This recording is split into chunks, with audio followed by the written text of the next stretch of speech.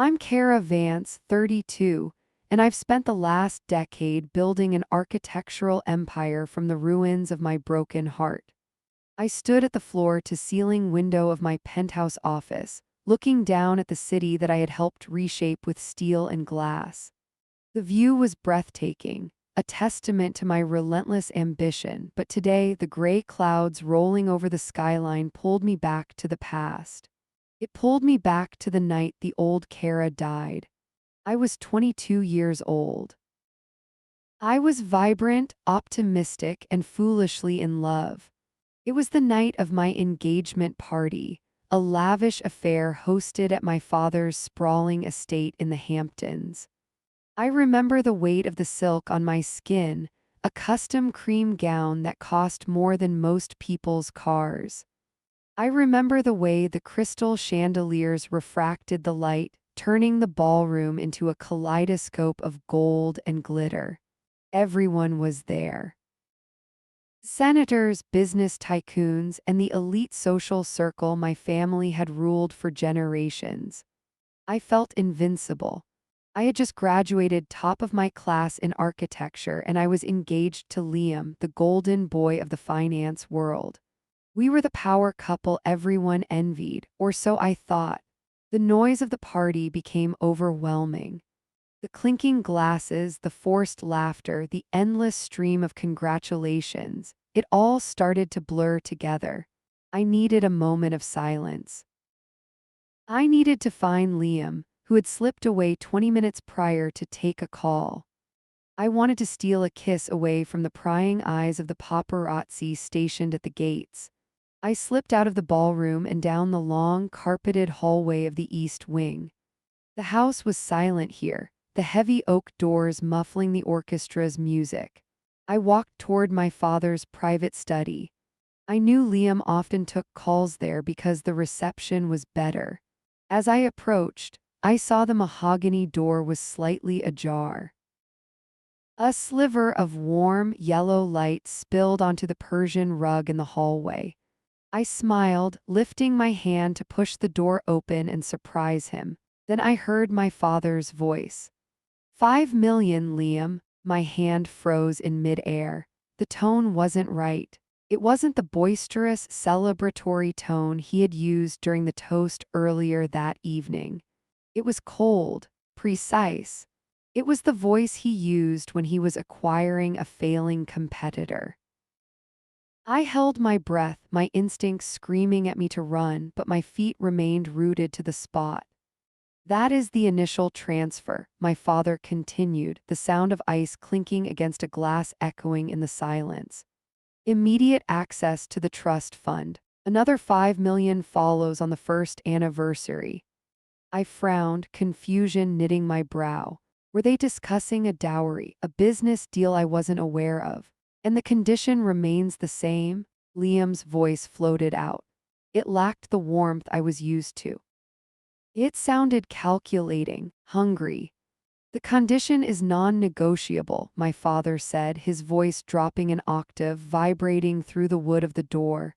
You end it with Kara, tonight. The air left my lungs as if I'd been punched in the gut. I grabbed the door frame to steady myself, my fingernails digging into the wood. And then, Liam asked. You marry Beatrice, my father stated flatly.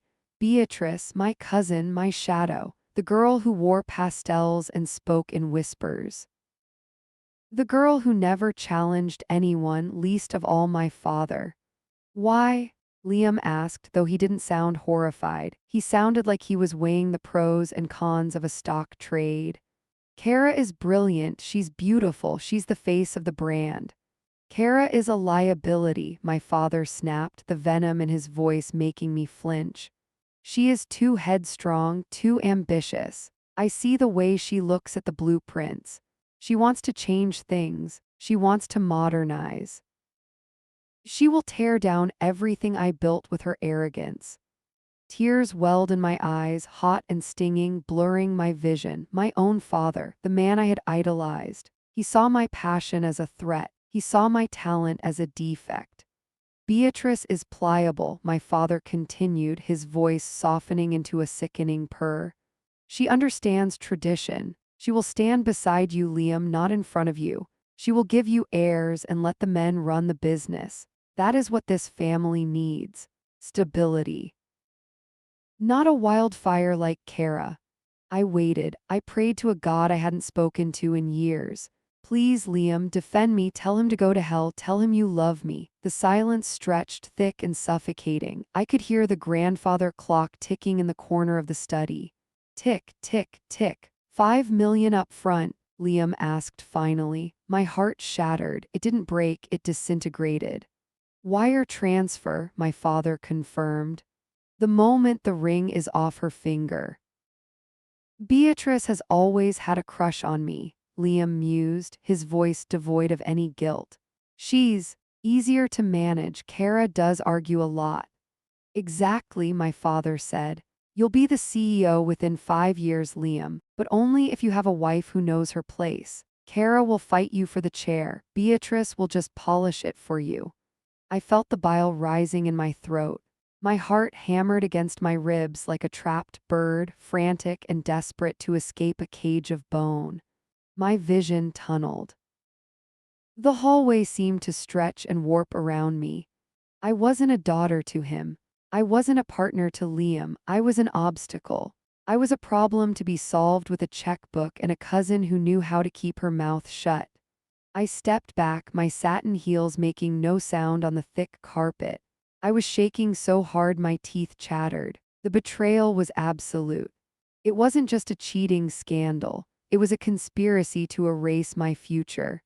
They were buying and selling my life like cattle at an auction. I looked down at the diamond on my finger. It didn't look like a promise anymore. It looked like a price tag. I turned around, my legs trembling, and began to walk back toward the party. Every step was agony. I felt like I was walking through water, heavy and drowning. I had to get out. I had to leave before they saw me. I couldn't let them see me bleed. Deal, I heard Liam say as I reached the end of the hall. The sound of glass clinking against glass followed. A toast. A toast to my destruction. I didn't scream. I didn't storm in. I simply walked out the front door, past the valet, past the cameras, and into the dark, cold night. I left the engagement party, the fiancé, and the father behind. But as I walked down the long driveway, the shock began to fade, replaced by something hotter, something sharper. They thought I was too headstrong. They thought I was a wildfire. I wiped the tears from my cheeks and looked back at the glowing mansion on the hill. They had no idea. If they wanted a fire, I would give them an inferno. I stopped halfway down the winding driveway, the gravel crunching beneath my satin heels as I pivoted on the spot. The cold night air had dried the tears on my cheeks, leaving my skin tight and stinging, but the sadness was gone. It had been incinerated by a sudden, blinding flash of pure fury. I wasn't going to disappear into the dark while they toasted to my erasure. I wasn't going to let them think they had won without looking me in the eye. I stormed back into the house, snatching a flute of champagne from a passing waiter's tray, not because I wanted a drink, but because I needed something to strangle. I gripped the stem so hard I thought the crystal would snap and slice my palm open. I marched down the east wing hallway, my footsteps heavy and deliberate, echoing like gunshots against the hardwood. I didn't knock. I threw the heavy mahogany door open with enough force that the handle slammed into the interior wall, the crack echoing like a thunderclap. The silence that followed was instantaneous and violent. My father was behind his desk, a tumbler of scotch halfway to his mouth.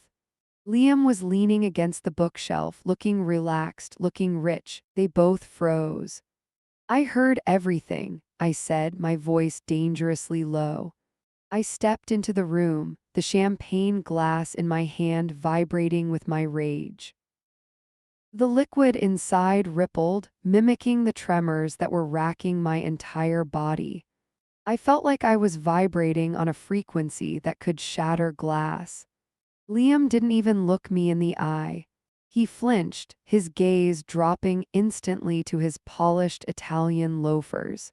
He looked like a child caught stealing candy, not a man who had just sold his fiancée for a seat at the CEO's table. His cowardice made my stomach turn. I wanted him to scream at me, to defend himself, to lie, anything but this pathetic, silent surrender. Kara, my father said, setting his drink down on a leather coaster with agonizing slowness. He didn't look guilty. He looked annoyed. He looked like I was an unruly employee interrupting a board meeting. Close the door, you're making a scene. A scene? I let out a sharp, hysterical laugh that scraped against my throat. You just paid my fiancé $5 million to leave me. You're buying my life like it's a distressed asset. It is a business arrangement, my father said, his voice void of any paternal warmth. He stood up, smoothing the front of his tuxedo jacket. You are too emotional, Kara. This is exactly why you aren't fit to lead. You take things personally. Personally, I screamed, stepping forward. You are my father. This is my life. How am I supposed to take it? You are a liability, he countered, his voice rising to match mine, hard and unyielding. The company needs stability. Liam provides that. You provide chaos. I did what was necessary to protect the legacy. One day when you grow up, you'll thank me. I stared at him, my chest heaving, the oxygen in the room feeling suddenly thin and cold. He truly believed it. He didn't see a daughter, he saw a faulty line of code in his perfect program. And you, I spat, turning my gaze to Liam. $5 million, that's what I was worth to you, a bank transfer. Liam finally looked up, his face pale, his jaw tight. It's not just the money, Kara, your dad is right, we clash, Beatrice and I make more sense on paper. On paper, my knees almost buckled. Before I could unleash the scream building in my lungs, the door behind me creaked open. Beatrice walked in. She wasn't wearing her usual pastels. She was wearing a sleek, black dress that I had designed for her 2 years ago. She walked past me, the scent of her expensive rose perfume hitting me like a physical slap. She didn't look shocked to see me. She didn't look apologetic. She was smirking. It was a small, tight curl of her lips that cut deeper than any blade. It was a look of triumph. She went straight to Liam's side, sliding her hand into the crook of his arm as if she belonged there, as if she had been waiting in the wings for this exact cue. Beatrice, I whispered, the betrayal doubling over on itself. It's for the best, Kara, she said, her voice soft but laced with venom. She looked at me with pity, the kind of pity a wolf has for a wounded deer. Uncle Edward explained everything. Liam needs a wife who supports him, not one who competes with him. I'm just happy I can help the family. She squeezed Liam's arm and he leaned into her touch. It was practiced. It was comfortable. The realization hit me with the force of a freight train. This wasn't a spontaneous decision made tonight. They had been planning this. Beatrice had been waiting. Liam had been negotiating. My father had been orchestrating. I stood there, the champagne glass still clutched in my white-knuckled grip, realizing that every I love you, every family dinner, every moment of my life had been a lie. I wasn't a person to them. I was a transaction. I was a bargaining chip that had lost its value. The room felt like a vacuum, sucking the air out of my lungs.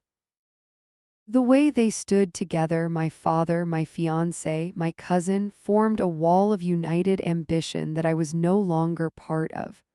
I looked down at the champagne in my glass. I looked at Liam's terrified eyes. I looked at Beatrice's smug smile. I raised the glass. To the happy couple, I said, my voice dead calm. I didn't drink it. I didn't throw it in their faces. I opened my hand and let the glass drop. It hit the hardwood floor and exploded. Shards of crystal flew across the room, scattering like diamonds. Champagne splashed onto Beatrice's shoes and Liam's trousers. They jumped back, startled by the violence of the sound. I'm done, I said, stepping over the broken glass. You want the company? Take it. You want Liam? Keep him, but remember this moment. I looked my father dead in the eye. You didn't just sell a daughter, I whispered. You created an enemy. I'm Kara Vance, 26 years old, and 5 minutes ago I was the heir apparent to a real estate dynasty. Now I am a homeless woman standing in a ruined silk dress. The sound of my champagne glass shattering was the last loud thing that happened in that room. The silence that followed was suffocating, heavy with the dust of my destroyed life. My father didn't flinch at my threat. He didn't look frightened by the fire in my eyes or the jagged crystal near his expensive loafers. He simply looked bored. He reached for the sleek black phone on his desk, his movements efficient and terrifyingly calm. He pressed a single button, his eyes never leaving mine. Security, he said into the receiver, his voice flat. Escort Kara off the property. She is trespassing. Trespassing. The word hit me harder than the physical blow of a fist. I had learned to walk in this hallway. I had mourned my mother in this library. You can't be serious, I choked out, the adrenaline in my veins turning into a cold, sickly dread. This is my home. Not anymore, my father said, setting the phone down. He picked up a document from the edge of his desk and tossed it toward me. It slid across the polished mahogany, coming to a stop near my hand. I signed the deed over this morning. It's a wedding gift for Beatrice and Liam. I felt the blood drain from my face, leaving me dizzy and lightheaded. I looked at Beatrice. She was checking her manicure, feigning disinterest, but the corner of her mouth was twitching upward. She had always coveted my room, my things, my life. Now she had all of it. You're giving her my mother's house? I whispered, my voice trembling. I'm giving the house to the future of this family, he corrected, turning his back on me to pour another drink. And since you are no longer part of this family, you have 10 minutes to vacate the premises before the police are called. Leave the keys to the Mercedes, Kara. That's company property.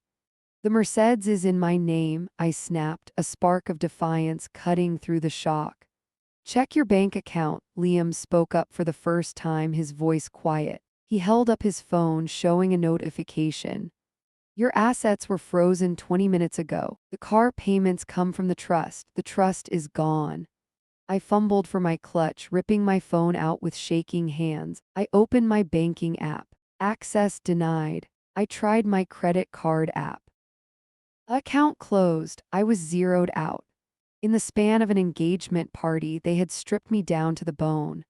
I looked at the three of them, the father who sold me, the fiancé who bought me, and the cousin who stole my life. They were a tableau of greedy victory. Keep the car, my father said over his shoulder, waving a hand dismissively. Consider it a severance package, but don't expect gas money. I didn't say another word. If I opened my mouth, I would have vomited on the expensive Persian rug. I spun around, my heels crunching over the broken glass I had scattered moments before, and ran. I didn't wait for security. I sprinted up the grand staircase, my breath tearing at my throat. I had 10 minutes. I burst into my bedroom, Beatrice's bedroom now, a cruel voice whispered in my head, and grabbed the old leather duffel bag from the top of my closet. I didn't fold anything. I tore blindly at my closet, grabbing handfuls of clothes. Jeans, a heavy sweater, my laptop. I swept my jewelry box into the bag, praying the pawn shops wouldn't ask too many questions. My hands were shaking so violently I could barely zip the bag shut. I ran back downstairs, bypassing the main hall where the party was still in full swing. I could hear the murmur of guests, the clinking of glasses, the soft jazz music. They were celebrating my engagement while I was escaping my execution. I burst out the side door and into the night. The weather had turned.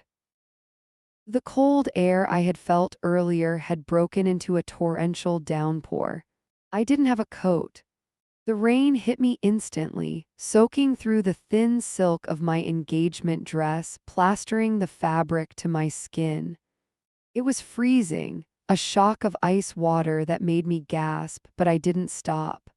I threw the bag into the passenger seat of my car, my one remaining lifeline, and scrambled into the driver's seat. My hair was matted to my skull, water dripping down my nose and mixing with the hot, angry tears I refused to let fall. I jammed the key into the ignition. The engine roared to life, the only sound that felt like it was on my side. I slammed the car into reverse, tires spinning on the wet pavement, kicking up gravel as I peeled away from the garage. I didn't care if I scratched the paint. I didn't care if I woke the neighbors. I just needed to put distance between me and the monsters in that house.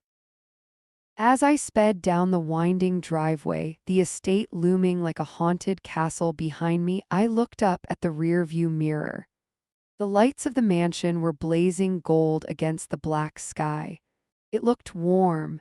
It looked inviting. It looked like a lie. I saw the silhouette of two figures in the library window, Beatrice and Liam. They were watching me leave. My stomach churned, a violent mix of bile and grief twisting my insides into knots. I gripped the steering wheel so hard my knuckles turned white, my fingernails digging into the leather.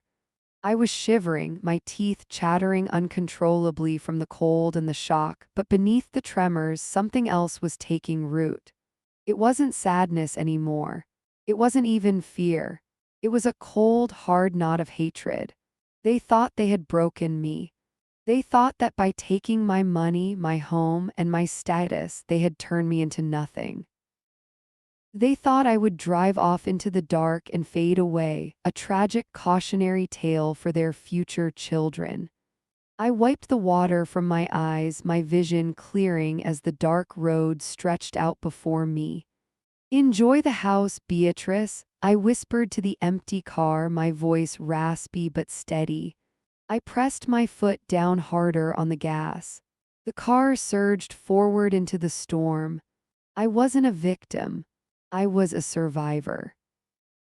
And as the lights of my former life faded into the rain-slicked darkness, I made a vow to the woman staring back at me in the mirror. I would rebuild. I would return. And when I did, I wouldn't just take back what was mine. I would burn everything they loved to the ground. I'm Kara Vance, 29 years old, and I am the owner of the city's most sought-after architectural firm, an empire built entirely on a foundation of pure, unadulterated spite.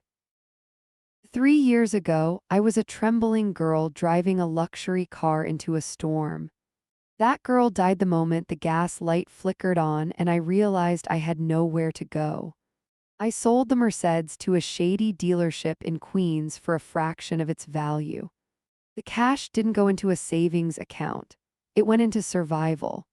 I traded silk sheets and a view of the garden for a fourth-floor walk-up in a neighborhood where the sirens never stopped screaming. I worked 3 jobs, sleeping on a mattress on the floor of a studio apartment that smelled like mold and old grease. My day started at 4:00 a.m. at a bakery, kneading dough until my forearms burned and my fingernails were caked with flour. By noon, I was waiting tables at a lunch rush downtown, dodging groping hands and swallowing my pride for dollar bills. My nights were spent scrubbing floors in an office building that looked disturbingly like the one my father owned. I was exhausted. My bones felt heavy, like lead pipes had replaced my marrow. My skin broke out from the stress and the cheap food. I lost weight, my collarbones jutting out like sharp ridges against my gray t-shirts, but I didn't stop. Every time my eyes drifted shut on the subway, I saw them. I saw Beatrice's smirk. I saw Liam's cowardice. I saw my father's boredom as he threw me away. That image was better than caffeine. It was jet fuel. I channeled every ounce of my betrayal into my studies and eventually my own firm, Vance Designs. I used the corner of my mattress as a desk. I sat cross-legged with my laptop balancing on my knees, the blue light illuminating the peeling paint on the walls. I pirated design software because I couldn't afford the license. I haunted public libraries for their Wi-Fi. I started small. A kitchen remodel for a friend of a waitress I worked with. A deck design for a bakery regular. I underbid everyone. I worked twice as fast. I obsessed over every line, every angle, every material. I wasn't just designing spaces, I was reconstructing my identity. I remember the night I landed my first commercial contract. It was for a boutique hotel in Brooklyn. The developers were hesitant. They looked at my cheap suit, a thrift store find I had tailored myself, and my lack of an office address. Why should we trust you with a $2 million renovation? The lead developer asked, tapping his pen on the table.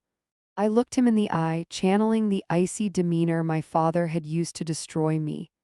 Because I have nothing else, I said, my voice steady as steel. The big firms have 50 clients. You are just a line item to them. To me, you are everything. I will not sleep until this building is perfect. I will not eat until your permit is approved. You aren't hiring a firm, you're hiring a desperate woman with something to prove. And that makes me dangerous. He signed the contract an hour later. That check changed everything. It got me off the mattress. It got me an office. It got me a real suit. But the money didn't make me soft. I felt the calluses grow on my heart as I clawed my way into the elite circles of the industry. I learned to navigate the shark-infested waters of real estate development not as the prey I used to be, but as a predator. I stopped smiling to be polite. I stopped apologizing for taking up space. When I walked into a room, the temperature dropped. I became known for my brutal efficiency and my stark, imposing designs. My competitors called me cold. They called me a machine. They had no idea that the machine was powered by a nuclear reactor of grief. I kept tabs on them, of course. My father, Beatrice, Liam. I knew their stock price was fluctuating. I knew Beatrice had reorganized the charity gala committee. I knew Liam looked tired in the paparazzi photos.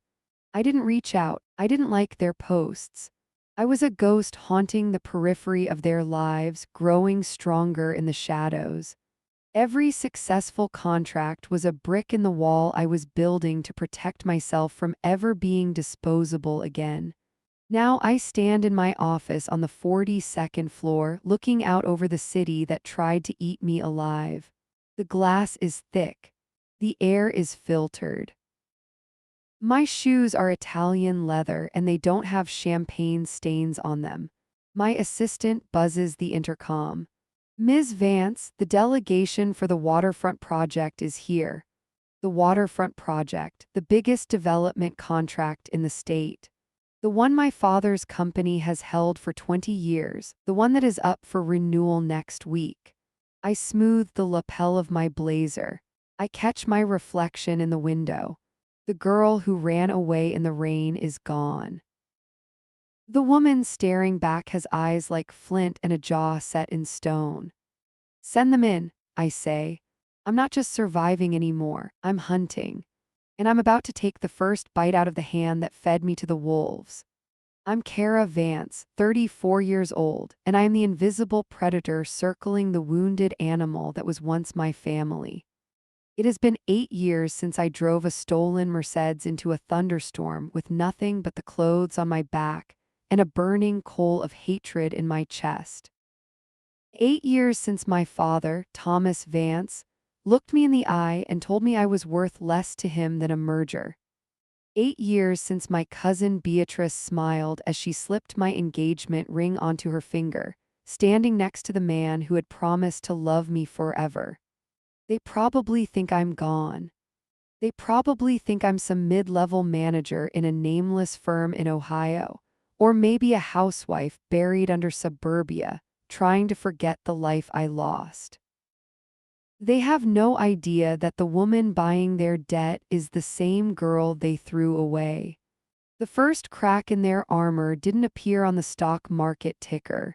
It appeared in a hush-hush conversation I wasn't supposed to hear. I was standing on the terrace of a penthouse in Manhattan, holding a glass of sparkling water that cost $12. The air was crisp, smelling of exhaust and expensive perfume.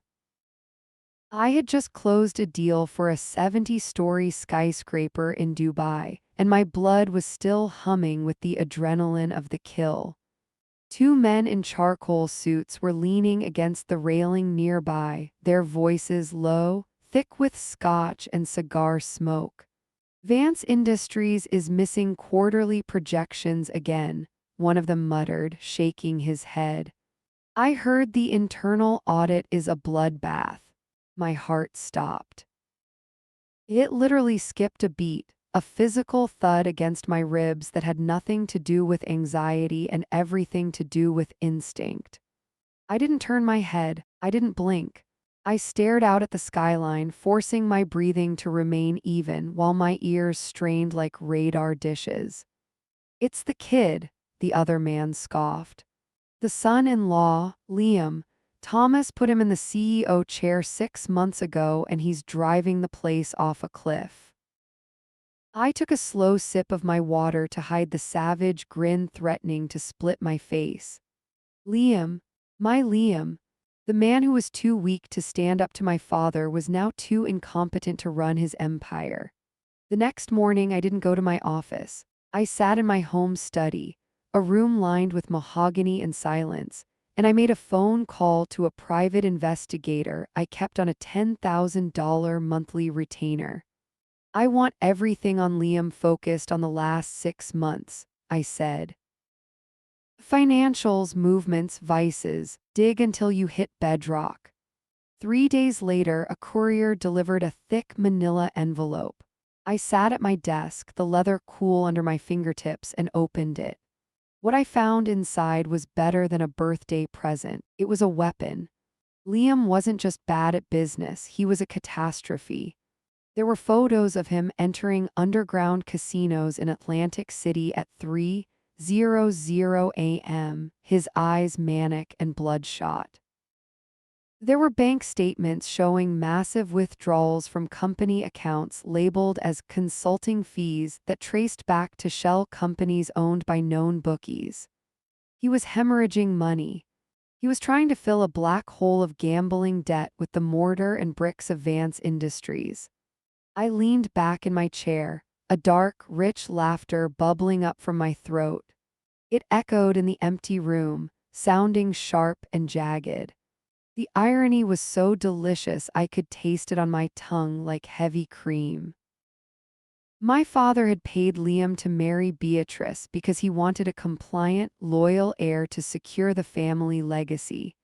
He had bought a son-in-law to protect his kingdom, and instead he had purchased the arsonist who was burning it down. My father didn't know yet. I could tell by the stock reports. The board was in the dark, blinded by cooked books and Liam's desperate lies.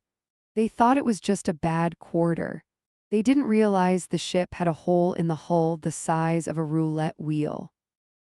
I stood up and walked to the window, looking down at the ant-sized cars crawling through the city streets. My reflection in the glass looked calm, elegant, terrifying. "Time to go shopping," I whispered. I didn't attack them directly. That would be too messy, too quick. I wanted to own them. Over the next 6 weeks, I orchestrated a financial siege from the shadows.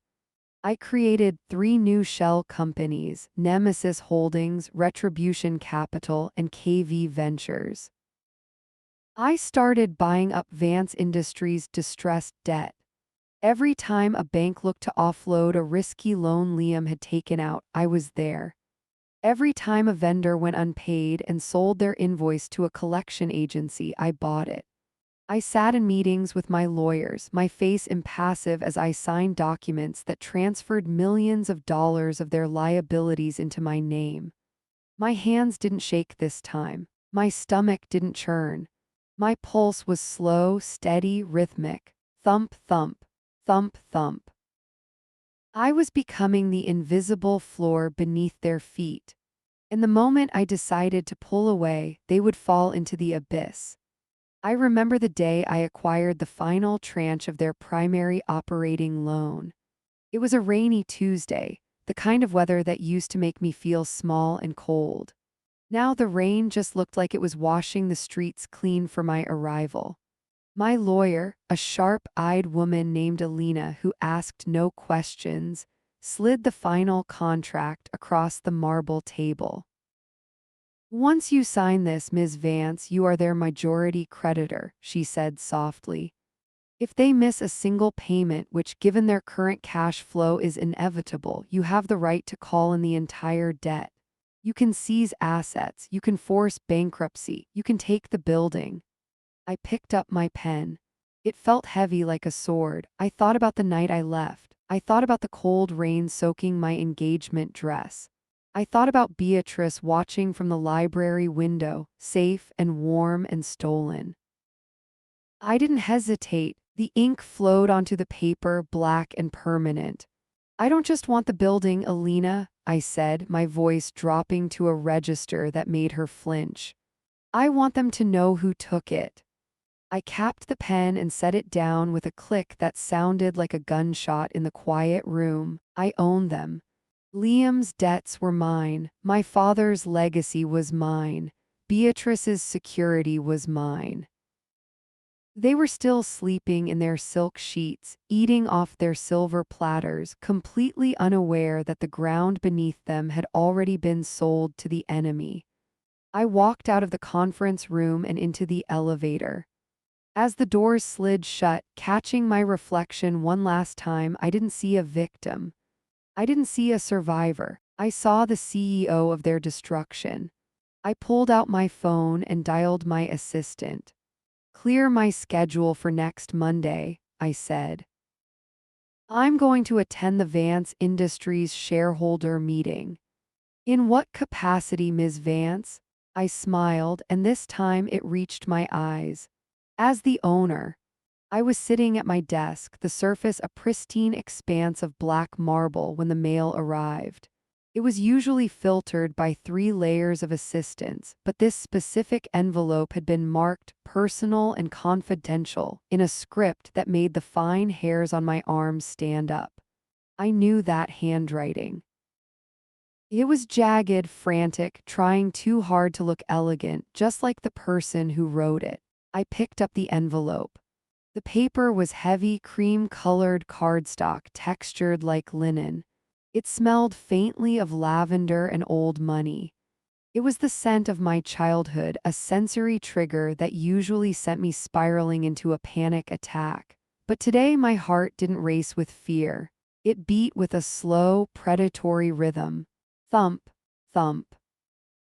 I slid my silver letter opener under the wax seal, the Vance family crest, a lion holding a rose. The irony was so thick it nearly choked me. They were using the crest of a house they had already mortgaged to the hilt to impress people they owed money to. I pulled out the card. "The Vance family cordially invites you to the Save the Heritage Gala, a night of history, elegance, and future building." Future building. That was rich. I scanned the details. It was black tie. It was being held at the estate, the sprawling manor where I had grown up, the house I had been kicked out of with nothing but a suitcase and a broken heart. The ticket price was $5,000 a plate. This wasn't a party. It was a distress signal. My eyes narrowed as I analyzed the text. I knew their financials better than they did. I knew Liam had drained the liquid assets on baccarat and bad investments. I knew the bank, my shell company, Nemesis Holdings, had denied their request for a credit line extension last week. This gala was a Hail Mary. They needed cash fast to keep the lights on and the facade intact. Then I saw the handwritten note clipped to the back. Kara, I wasn't sure if this address would reach you. Dad said not to bother, that you've probably moved on to a simpler life, but I insisted. We're celebrating the estate's centennial. It would mean so much to Liam and me if you could see what we've done with the place. We're so happy, Kara. I hope you can be happy for us too. Love, Beatrice. I stared at the word love. It looked like a stain on the paper. She wasn't inviting me because she missed me. She was inviting me because she wanted to gloat. She wanted me to walk into that ballroom wearing a department store dress, looking tired and poor. She wanted to stand next to Liam, her hand on his arm, and look down at me from the height of her stolen pedestal. She wanted to prove that she had won. A low, dark laugh escaped my throat. It bounced off the glass walls of my office, sounding foreign even to my own ears. "Oh, Beatrice," I whispered to the empty room. "You have no idea." She thought she was inviting a defeated relative. She didn't know she was inviting the landlord. I stood up and walked to the window, looking out over the sprawling metropolis. My reflection stared back, sharp cheekbones, tailored suit, eyes that had seen the bottom of the abyss and climbed back out. I wasn't going to go there to make amends. I wasn't going to go there to cry. I was going to go there to collect. I pressed the intercom button. "Sarah, cancel my meetings for the afternoon and call the driver. I'm going shopping." "Is everything all right, Ms. Vance?" "Everything is perfect," I said. "I just need war paint." The boutique was located in a converted brownstone in the most expensive district of the city. It was the kind of place that didn't put prices on the tags because if you had to ask, you were in the wrong zip code. I walked in, the bell above the door chiming softly. The air inside was cool and smelled of silk and cedar. A stylist materialized from the back, a woman with silver hair and glasses perched on the end of her nose. She looked me up and down, assessing the cut of my blazer, the leather of my bag. Her posture relaxed. She knew a whale when she saw one. "Ms. Vance," she said, though we had never met. "How can we help you today?" "I have an event," I said, running my hand along a rack of velvet gowns. "It's a gala at the Vance estate. I need to make an impression." She nodded knowingly. "Elegant, understated." I stopped and looked her in the eye. "No, I want nuclear." I explained what I needed. I didn't want to blend in. I didn't want to look like a polite guest. I wanted a dress that declared war. I wanted to walk into that room and suck the oxygen out of it. I wanted Beatrice to look at me and feel invisible in her own home. The stylist smiled, a sharp, conspiratorial grin. "I have something in the vault. It just arrived from Paris yesterday. We haven't even put it on the floor." She disappeared and returned moments later carrying a garment bag that looked heavy. She unzipped it with a flourish. My breath caught in my throat. It was liquid gold. The fabric was a metallic chainmail silk that poured through her hands like water. It was backless with a halter neck that plunged deep in the front. It was daring, dangerous, and utterly unapologetic. It shimmered under the boutique lights, shifting from champagne to deep amber as it moved. "It's called the Gilded Cage," she said softly. "No," I corrected her, reaching out to touch the cool, fluid metal. "It's the key." I went into the fitting room. As I slipped the dress on, I watched myself transform in the mirror. The fabric hugged every curve, accentuating the strength I had built over years of grueling workouts and sleepless nights. It exposed my shoulders, my back, my arms. I looked like a statue come to life. I looked like a deity of vengeance cast in bullion. For 8 years I had hidden in the shadows. I had worn gray suits and black turtlenecks. I had been the ghost in the machine, silently dismantling their lives from behind a computer screen, but the ghost was done. I turned to the side, admiring the way the dress caught the light. It was armor. It was a statement that I was no longer the girl who cried in the rain. I was the woman who bought the storm. I walked out of the fitting room. The stylist's eyes widened. "It fits you like it was made for you," she whispered. "I'll take it," I said. "And I need shoes, stilettos, high enough to step on a neck." I paid with the black card that was linked directly to the account collecting interest on Liam's gambling debts. The irony added an extra sparkle to the transaction. In a way, Liam was buying this dress for me. He was paying for the very thing that would outshine his wife. I walked out of the store into the cooling evening air, the garment bag heavy over my arm. My phone buzzed in my purse. It was a notification from my bank. Another late fee had just been assessed to Vance Industries for a missed payment on the warehouse loan. I smiled. Beatrice wanted to show me her happiness? Fine. I would go, I would drink their wine, I would eat their food, I would smile at their investors. And when the moment was right, when the lights were brightest and the music was loudest, I would lean in close and whisper the truth. I hailed a taxi, not wanting to wait for my driver. I needed to keep moving. The adrenaline was coursing through me, hot and fast.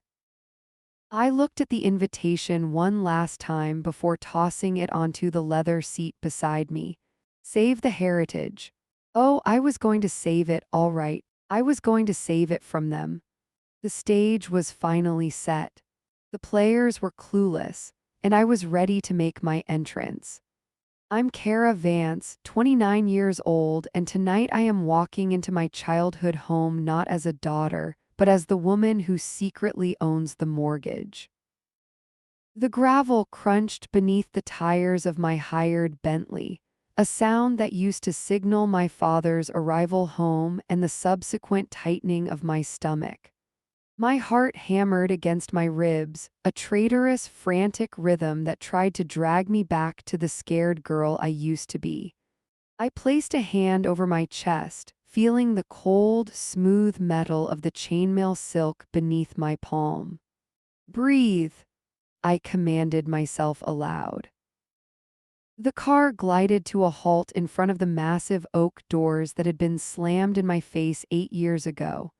The valet opened my door and the cool night air hit my skin.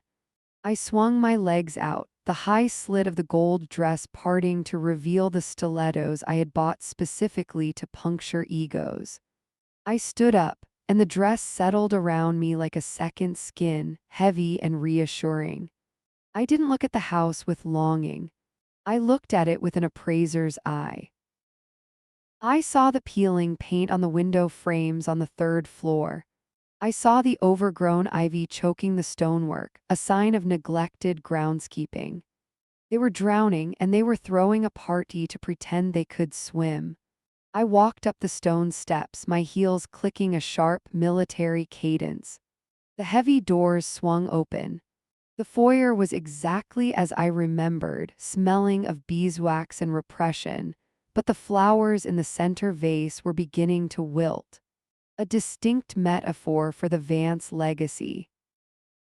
I handed my invitation to the greeter, a young woman who looked at my dress with undisguised envy. "Name?" she asked, her pen hovering over the list. "Kara Vance," I said, my voice low and steady. She paused, her eyes snapping up to mine. I don't see a +1 listed, Ms. Vance." "I don't need one," I replied, stepping past her. "I brought my reputation." The double doors to the ballroom were closed. I could hear the murmur of voices and the clinking of crystal from within. I took a deep breath, filling my lungs with the scent of their desperation. I pushed the doors open with both hands. The sound of the hinges was lost under the swell of the string quartet, but my entrance was loud enough to stop time. I stepped onto the parquet floor. The dress caught the light of the crystal chandeliers and exploded into a supernova of gold. For a heartbeat, no one moved. The conversation died out in a ripple effect. spreading from the door outward until the only sound was the violins, who trailed off awkwardly a few seconds later. I didn't shrink. I didn't fidget. I stood in the center of the archway, chin raised, letting them look. I felt their gazes raking over me, a mixture of shock, awe, and confusion. I began to walk. The crowd parted for me, a sea of black tuxedos and pastel gowns splitting to make way for the molten gold cutting through the room. I felt like a shark gliding through a reef of terrified tropical fish. My eyes scanned the room, hunting. I found them near the oversized fireplace, posing for a photographer who looked bored, Beatrice. She was wearing a dress that I recognized from a magazine spread 3 years ago. It was a pale blue chiffon that washed her out, hanging loosely on a frame that had become gaunt and sharp. She looked tired. Her skin was dull, covered in a layer of foundation that was too thick, trying to hide the stress lines etched around her mouth. Around her neck sat the Vance sapphire choker, a piece that should have been in a safety deposit box, not draped around the neck of a woman who looked like she hadn't slept in a month. She was laughing at something the photographer said, a high, brittle sound that grated on my nerves. Then she saw me. Her laughter cut off as if someone had severed her vocal cords. Her eyes went wide, fixing on the gold dress, then traveling up to my face. The color drained from her cheeks so fast I thought she might faint. She gripped the arm of the man next to her. Liam, my stomach didn't flip, my heart didn't break. I felt nothing but a cold, clinical revulsion. He looked bloated, his face puffy and flushed with the distinct ruddy complexion of a man who drinks his breakfast. His tuxedo strained at the buttons. He was nursing a glass of scotch like it was life support. He followed Beatrice's gaze, blinking sluggishly. When he recognized me, he nearly dropped the glass. His mouth opened, but no words came out. He looked from me to Beatrice, then back to me, the comparison hitting him like a physical blow. He was seeing the woman he destroyed standing in the wreckage of the woman he chose. And then there was my father. He was standing slightly behind them, looking at his phone, probably checking to see if any wire transfers had come through. He sensed the shift in the room's atmosphere. He looked up, our eyes locked across the expanse of the ballroom. I saw the flicker of confusion first. He didn't recognize me instantly. I was too polished, too strong, too alive compared to the broken daughter he had cast out. Then the realization hit. His eyes widened, the whites showing all around the irises. It wasn't love. It wasn't regret. It was fear, pure, unadulterated fear. He knew what I knew. He knew that the wolf was finally at the door and she was wearing gold. I didn't stop walking until I was 5 feet away from them. The silence in the room was deafening now, heavy with the weight of 1,000 unasked questions. I stopped. I let a small, razor-sharp smile curve my lips. I looked at Beatrice, whose hand was trembling where it clutched Liam's sleeve. "Hello, cousin," I said, my voice carrying clearly in the silent room. "You have something of mine." Beatrice swallowed hard, her hand going to the sapphire necklace. "The necklace," she squeaked. My smile widened, but it didn't reach my eyes. "No," I said softly. "The spotlight. I'm Kara Vance, 29 years old, and I have spent the last 8 years building an empire solely so I could buy the demolition ball for this specific moment." The silence that followed my comment to Beatrice was heavy, thick enough to choke on. She stood there, clutching her pearls, her eyes darting around the room as if searching for an exit or a savior. Liam was useless, staring into his scotch glass as if the answers were floating in the amber liquid. But I wasn't done. The main event was just walking toward me. My father, Robert Vance, pushed past Liam with a roughness that betrayed his composure. He shoved his son-in-law aside with a shoulder check that was barely concealed, a physical manifestation of his disdain for failure. He didn't care about Liam's drinking or Beatrice's visible anxiety. He only cared about the gold dress and what it represented: money, power, salvation. He walked toward me with his arms spread wide, a grand, theatrical gesture meant for the audience of investors watching from the periphery. It was a performance. I saw the calculation in his eyes, the rapid mental arithmetic as he assessed the cost of my dress, the confidence in my stance, and the potential balance of my bank account. He stopped 2 feet away from me. He didn't hug me, he knew better than to touch the armor.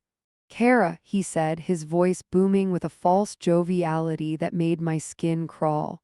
"You've come home." I stared at him. I didn't blink. I let the silence stretch, forcing him to stand in the awkwardness of his own creation. "I'm in the building, Robert," I corrected, my voice cool and detached. Home is a strong word for a place where I was evicted. A ripple of uneasy laughter went through the nearby guests. I saw a few board members exchange glances. They remembered, they knew. His smile twitched at the corner, a microscopic crack in the mask. He needed to regain control. He needed to be the patriarch, the benevolent king welcoming the wayward child. "Water under the bridge," he said, waving a manicured hand dismissively as if he were swatting away a fly. We were hasty, both of us. Youth is full of misunderstandings. Both of us. The audacity nearly took my breath away. My heart slammed against my ribs, a hot, angry rhythm. I hadn't been hasty. I had been 19, heartbroken and betrayed by the two men I loved most in the world. He had been greedy, selling my happiness to secure a merger with Liam's family. "I see you've done well for yourself," he continued, his eyes greedy as they raked over me. He wasn't looking at his daughter, he was looking at a liquidity event. "I have," I said simply. He leaned in then. The crowd was still watching, mesmerized by the tableau, but he lowered his voice to a conspiratorial whisper. The mask slipped further. I saw the sweat beading on his upper lip. I saw the tremor in his hands that he was trying desperately to hide by clasping them together. This was the pitch. "The company is at a turning point, Kara," he said, his voice shaking with a tremor of desperation he couldn't hide. "Huge potential. We have contracts lined up. We just need a bridge, a strategic partner to usher in the next era of Vance Industries." He looked at me with pleading eyes, the eyes of a drowning man reaching for a lifeline. "If you're looking to invest in the family future," he whispered, "now is the time. We can put your name on the board. We can make this right." He thought I was a fool. He thought I was still that desperate little girl who sought his approval above everything else. He thought he could flatter me, offer me a seat at a table he had kicked me away from, and I would open my checkbook to save him. I felt a smile stretch across my face. It wasn't a nice smile. It was sharp, lethal, and entirely devoid of warmth. I reached into my gold clutch. My fingers brushed the cool, thick paper of the envelope inside. I pulled it out. It was a plain white envelope, innocuous in appearance but heavier than lead in meaning. "I'm not here to invest, Father," I said, my voice rising just enough to carry over the string quartet, ensuring the board members heard every syllable. I held the envelope out to him. He looked at it, confusion clouding his gaze. He hesitated. "Take it," I commanded softly. He took it. His hands were shaking so badly that the paper rattled. "I'm here to collect." He frowned, his thumb sliding under the flap. He pulled out the documents. I watched him read. I watched his eyes scan the header of the first page, notice of acquisition. I watched him flip to the second page. Transfer of deed 1402 Crestview Lane. I saw the moment the words converted into reality in his brain. His face went gray. All the blood left his head, leaving him looking like a corpse propped up in a tuxedo. This, he choked out. This is the house and the warehouse. And the controlling stake in Vance Industries, I added, stepping closer, invading his personal space just as he had invaded my life 8 years ago.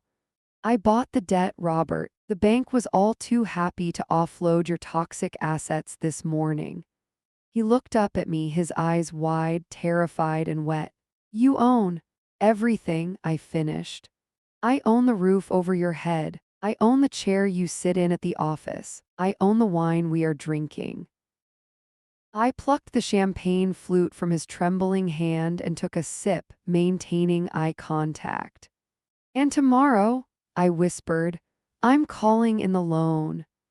I'm Kara Vance, 29 years old, and I have just executed the most expensive and satisfying hostile takeover in the history of this city. The ballroom was so quiet I could hear the ice melting in the untouched drinks on the nearby trays. My father, Robert, was still staring at the papers in his hands, his mouth opening and closing like a fish pulled onto a dock. The reality of the ink on the page was a physical weight dragging his shoulders down. Beatrice was the first to break the paralysis. She snatched the papers from his trembling hands, her acrylic nails tearing the corner of the deed. She scanned them, her eyes darting back and forth frantically. What is this? She screeched, her voice cracking into a register that made the crystal chandeliers vibrate. Transfer of ownership, foreclosure. She looked up at me, her face a mask of twisted fury. You can't do this, she screamed, stepping toward me. This is my house. I planned the renovation. I picked out the drapes.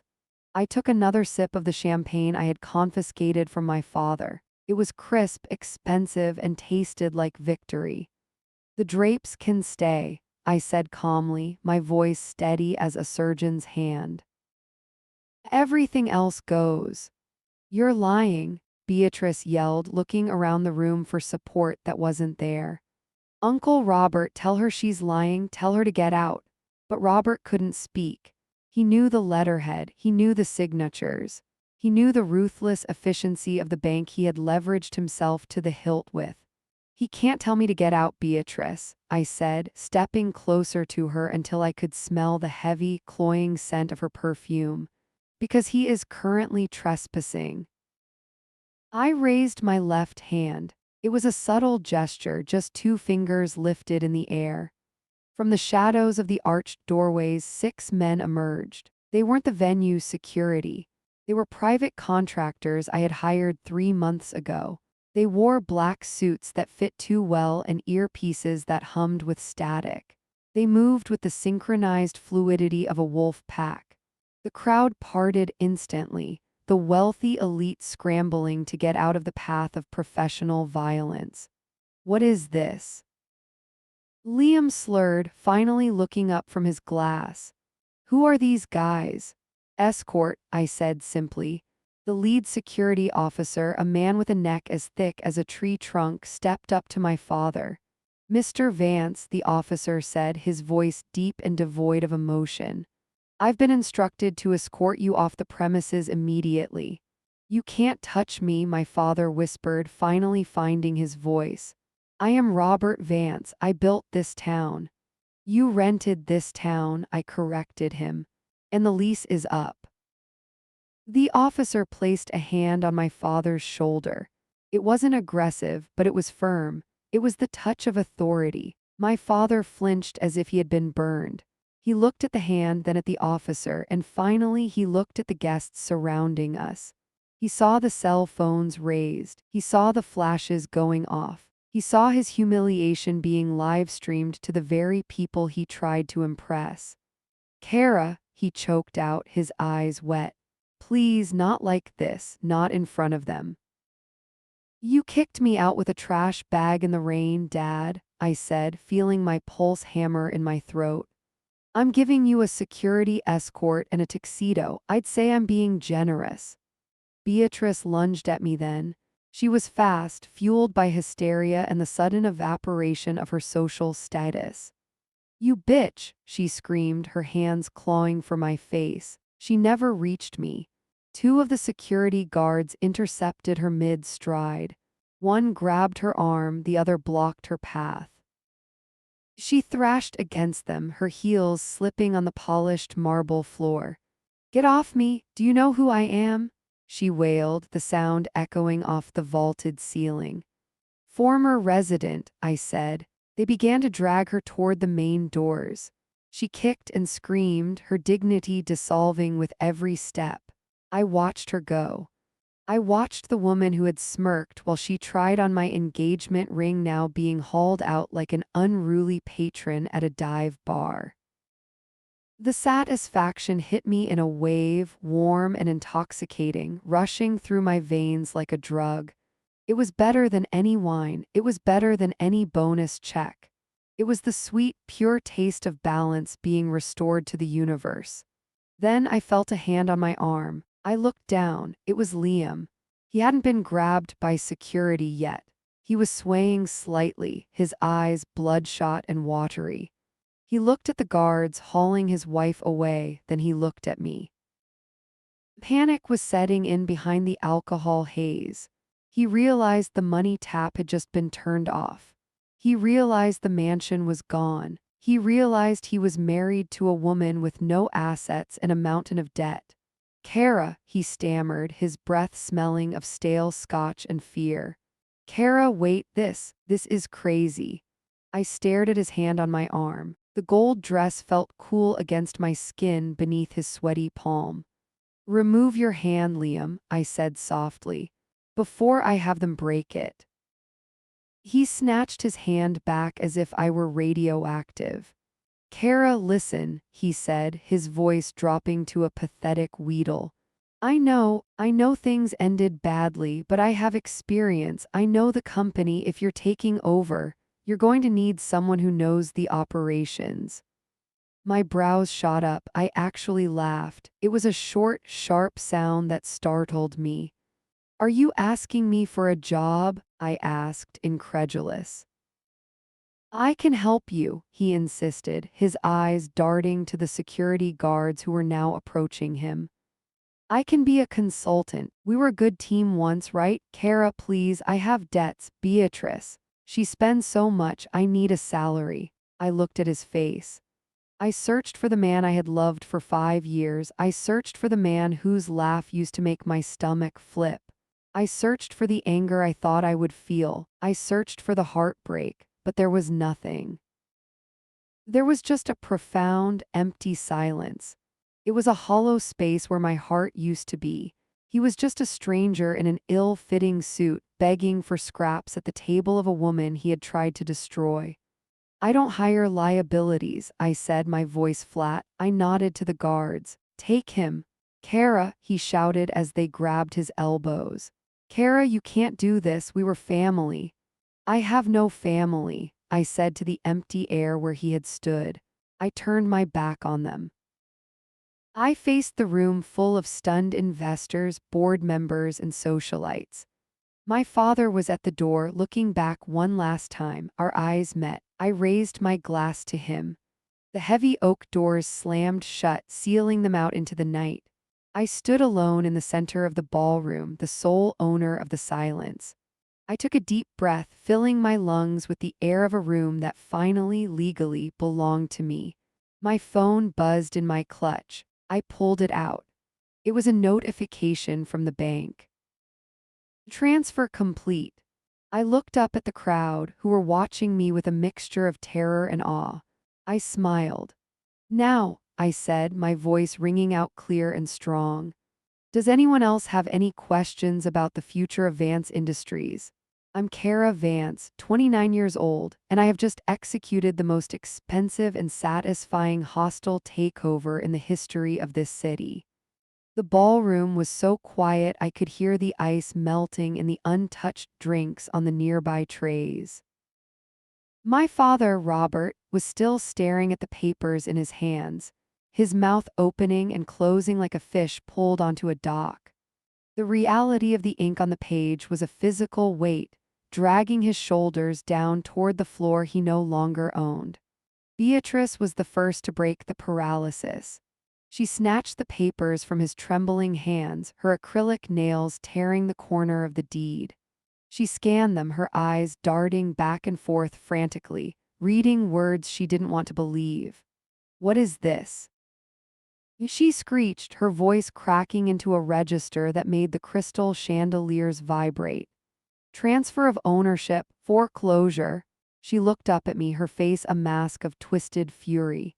"You can't do this. This is my house. I planned the renovation. I picked out the drapes." I took another sip of the champagne I had confiscated from my father. It was crisp, expensive, and tasted like victory.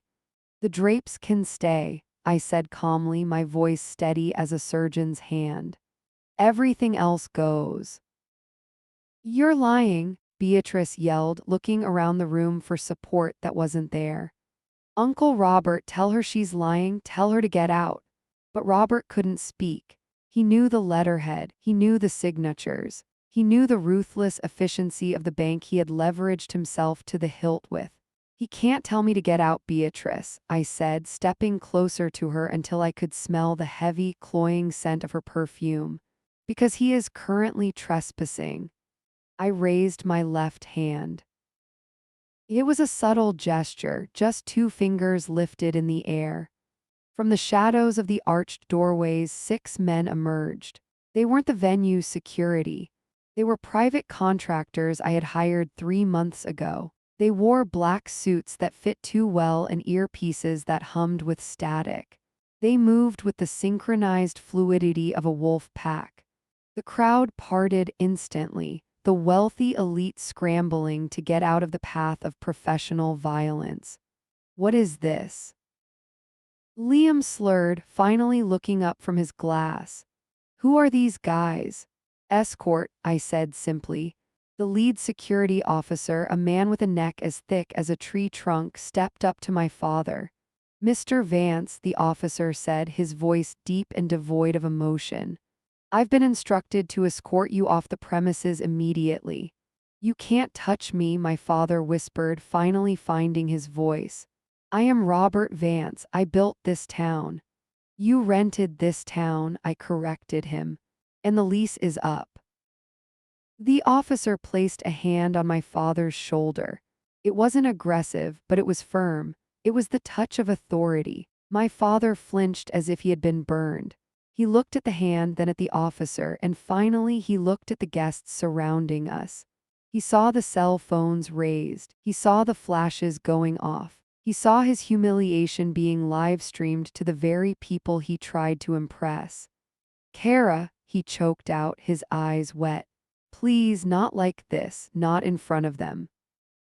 "You kicked me out with a trash bag in the rain, Dad," I said, feeling my pulse hammer in my throat. "I'm giving you a security escort and a tuxedo. I'd say I'm being generous." Beatrice lunged at me then. She was fast, fueled by hysteria and the sudden evaporation of her social status. "You bitch," she screamed, her hands clawing for my face. She never reached me. 2 of the security guards intercepted her mid-stride. One grabbed her arm, the other blocked her path. She thrashed against them, her heels slipping on the polished marble floor. "Get off me! Do you know who I am?" she wailed, the sound echoing off the vaulted ceiling. "Former resident," I said. They began to drag her toward the main doors. She kicked and screamed, her dignity dissolving with every step. I watched her go. I watched the woman who had smirked while she tried on my engagement ring now being hauled out like an unruly patron at a dive bar. The satisfaction hit me in a wave, warm and intoxicating, rushing through my veins like a drug. It was better than any wine. It was better than any bonus check. It was the sweet, pure taste of balance being restored to the universe. Then I felt a hand on my arm. I looked down. It was Liam. He hadn't been grabbed by security yet. He was swaying slightly, his eyes bloodshot and watery. He looked at the guards hauling his wife away, then he looked at me.